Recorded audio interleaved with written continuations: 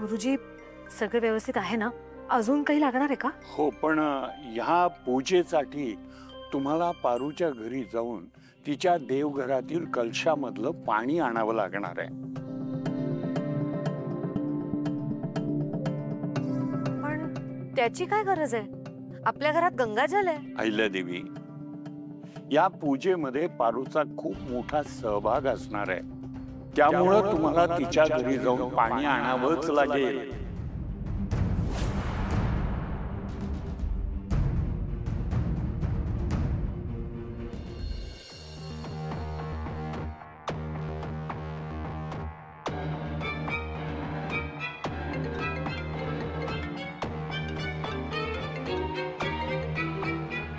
Hello, DNA reports ready आहेत? Okay, ठीक आहे, मी आलोच. हो, आलोच.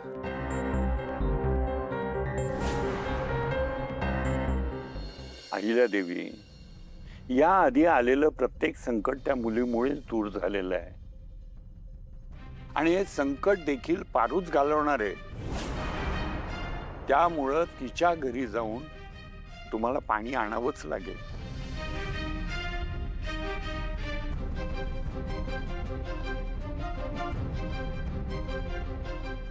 तसं असेल ना गुरुजी, तर मी पारूकडे जाऊन तिच्या देव्हाऱ्यातल्या पाण्याची पदर पसरून भीक मागेन. अहिल्यादेवी, पारू त्या पाण्याच्या रूपानं स्वतःचा जीव तुम्हाला दान देणार आहे. तुम्ही तिथे पाणी मागायला नाही, तर पारूचं आयुष्य मागायला जाणार आहात. तुमच्या आयुष्यभराचं सुख त्या पाण्याच्या रूपानं पारू तुमच्या झोळीत टाकणार आहे.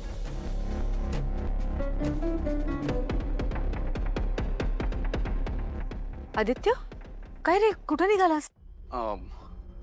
आई, मी ते रिपोर्ट्स आणायला चाललोय.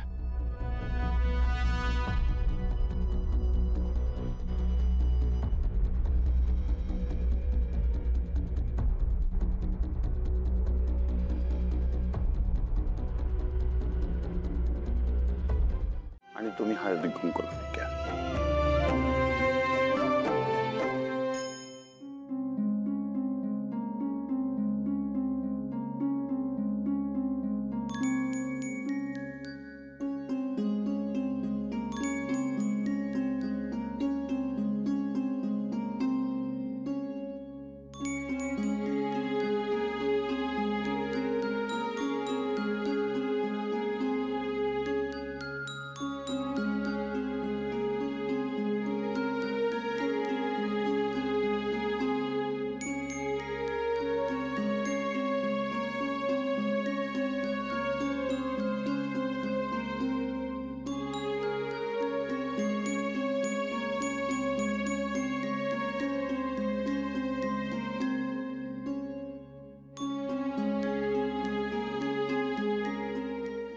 मोनिकाच्या पोटात तर याच घरातलं बाळ आहे ना, मग त्याला सुद्धा देवाचे आशीर्वाद मिळायलाच हवेत, है ना?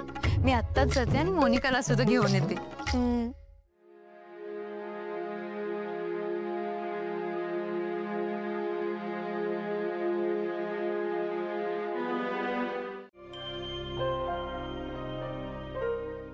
गुरुजी, पारू, तुझा निश्चय दृढ आहे?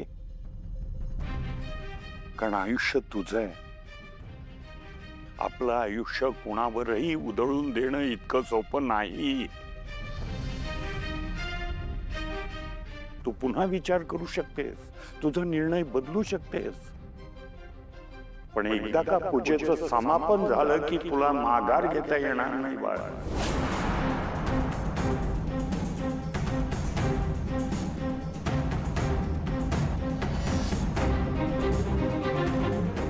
हे घ्या. गुरुजी, पूजेसाठी आणि काही लागणार असेल तर मला नक्की सांगा.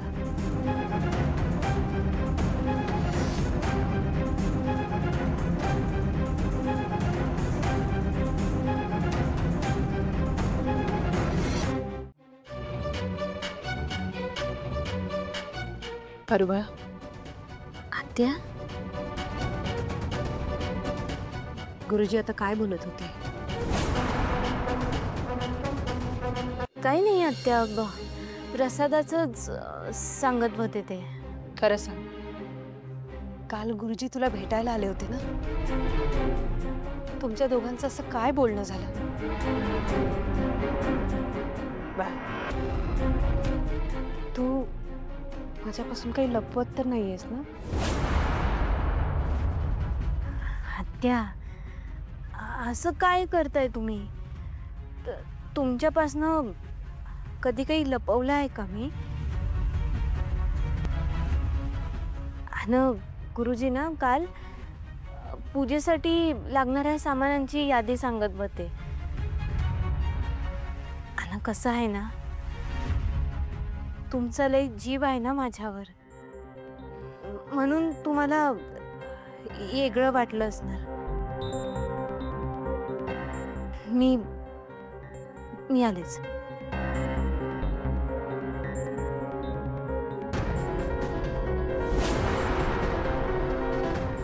देवा, माझ्या पारुबाळाला सुखरूप ठेव.